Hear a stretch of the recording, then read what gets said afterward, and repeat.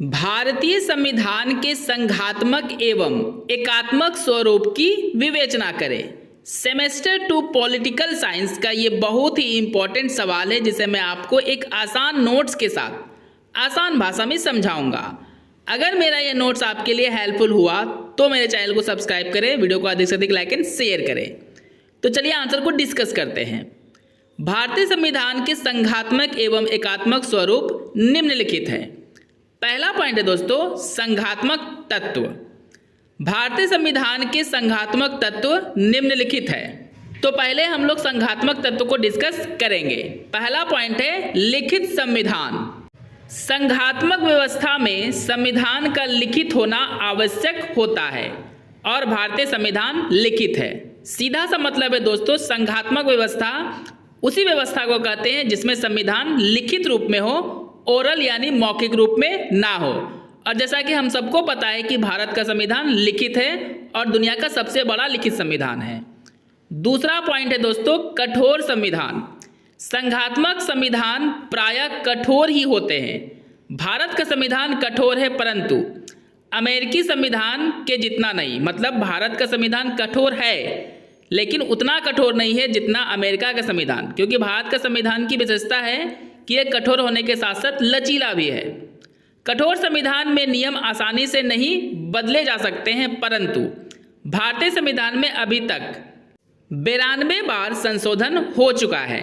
संविधान में संशोधन का मतलब होता है दोस्तों, संविधान के कुछ नियम को बदलना या कुछ नए नियम को जोड़ना। नेक्स्ट पॉइंट है संविधान की सर्वोच्चता।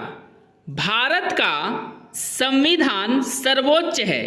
केंद्र और राज्य दोनों ही संविधान के अनुरूप चलते हैं। मतलब केंद्र हो या राज्य हो, यानी प्रधानमंत्री हो या मुख्यमंत्री, दोनों ही संविधान के बनाए नियम के अनुसार ही काम करते हैं। वैसे कानून जो कानून के अनुरूप नहीं होते, मतलब वैसे कानून जो संविधान के बनाए कानून यानी नियम के अनुसार नहीं चलते, उसे लागू नहीं किया जाता, उसे सर्वोच्च न्यायालय अवैध घोषित कर देते हैं। मतलब उस कानून को खत्म कर देते हैं। और ऐसा इसलिए होता है दोस्तों क्योंकि संविधान में कानून किस प्रकार बनाए जाएंगे उन सब का वर्णन किया गया है। अगर उसके अनुसार कोई कानून नहीं बनेगा तो उसे अवैध यानी गैर कानूनी घोषित करके उसे खत्म कर दिया जाएगा। नेक्स्ट पॉइंट है शक्तियों का बंटवारा।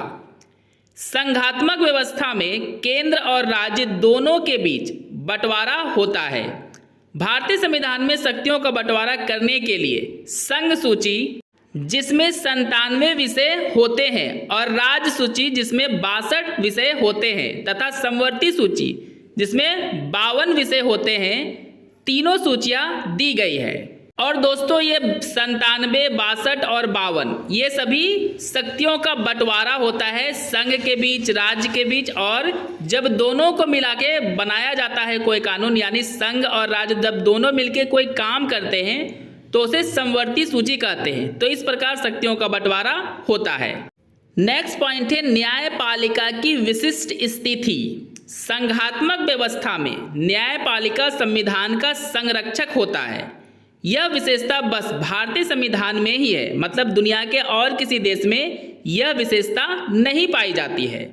सर्वोच्च न्यायालय संविधान की रक्षा करता है तथा इसके नियमों का पालन ना करने वालों को सजा देता है। मतलब दोस्तों आसान भाषा में कहा जाए तो जो संविधान के नियम कानून का पालन नहीं करेगा उसे दंड देने का अधिकार न्यायपालिका का होता है। और ऐसा इसलिए क्योंकि न्यायपालिका ही संविधान का रक्षक होता है। तो इस प्रकार दोस्तों आपका संघात्मक तत्व पूरा हुआ और आई होप आपको अच्छे से समझ में आ गया होगा। अब जो हमारा नेक्स्ट पॉइंट है दोस्तों एकात्मक तत्व, उसे डिस्कस करते हैं। भारतीय संविधान में एकात्मक रूप पाए जाते हैं जिनमें कुछ प्रमुख इस प्रकार है। तो पहला पॉइंट है एकल नागरिकता। चलिए इसको डिस्कस करते हैं। संघात्मक शासन में प्रायः नागरिकों को दोहरी नागरिकता दी जाती है। दोहरी का मतलब दोस्तों कि एक नागरिक को दो जगह से यानी दो राज्यों से वोट डालने का अधिकार दिया जाता है। जैसे एक संघ और एक राज्य में, अमेरिका में ऐसी ही नागरिकता होती है। मतलब अमेरिका में दोहरी नागरिकता होती है। लेकिन भारत में केवल एक ही नागरिकता प्रदान की गई है जो संघ की है, जिसका सीधा सा मतलब है दोस्तों, भारत में लोग एक ही संघ या राज्य से वोट कर सकते हैं, यानी उन्हें वोट डालने का अधिकार एक ही राज्य या संघ से प्रदान की गई है, दो राज्य से नहीं। आई होप दोस्तों आपको एकल नागरिकता का मतलब अच्छे से समझ में आ गया होगा। दूसरा पॉइंट है संघ और राज्यों के लिए एक संविधान। भारत में संघ और राज्य के लिए एक ही संविधान है। आसान शब्दों में समझा जाए दोस्तों तो भारत में जितने भी राज्य हैं वे सभी पर एक ही संविधान का कानून लागू होता है और सभी राज्य को एक ही संविधान के बनाए हुए नियम कानून से चलना होता है। नेक्स्ट पॉइंट है एकीकृत न्याय व्यवस्था। भारत में इकहरी न्यायपालिका की स्थापना की गई है। यह सारे देश में एक जैसी है। सर्वोच्च न्यायालय सबसे ऊपर है, मतलब सर्वोच्च न्यायालय से ऊपर कोई भी न्यायालय नहीं है। वह राज्यों के उच्च न्यायालयों की अपीलें सुनता है। मतलब दोस्तों अगर उच्च न्यायालय में न्याय नहीं मिल पाया है सही से तो आप सर्वोच्च न्यायालय में अपील कर सकते हैं और वहां से आपको न्याय मिलेगा। नेक्स्ट पॉइंट है दोस्तों मौलिक बातों में एक रूपता। एकात्मक व्यवस्था में सारे देश के लिए एक जैसी व्यवस्था यानी इकहरी न्यायपालिका सभी राज्यों के लिए एक जैसी प्रशासनिक एक रूपता इत्यादि तथा एकल निर्वाचन आयोग की व्यवस्था की गई है।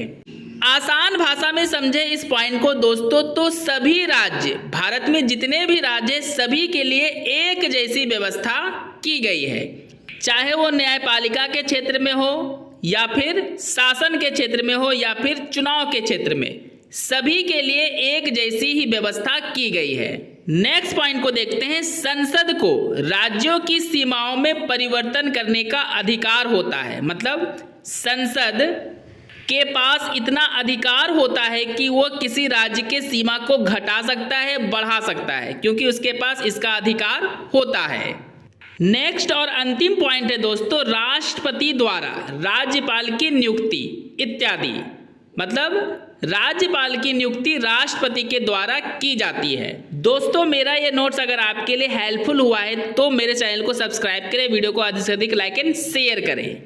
अब आपको पैराग्राफ चेंज कर लेना है और लिखना है संक्षेप में एकात्मक संविधान में सारी शक्तियां एक ही सरकार में निहित मतलब होती है, जबकि संघात्मक संविधान में वह होता है जिसमें शक्तियों का विभाजन केंद्र और राज्य के बीच रहता है और दोनों ही सरकारें अपने अपने क्षेत्र में स्वतंत्र रूप से कार्य करती है।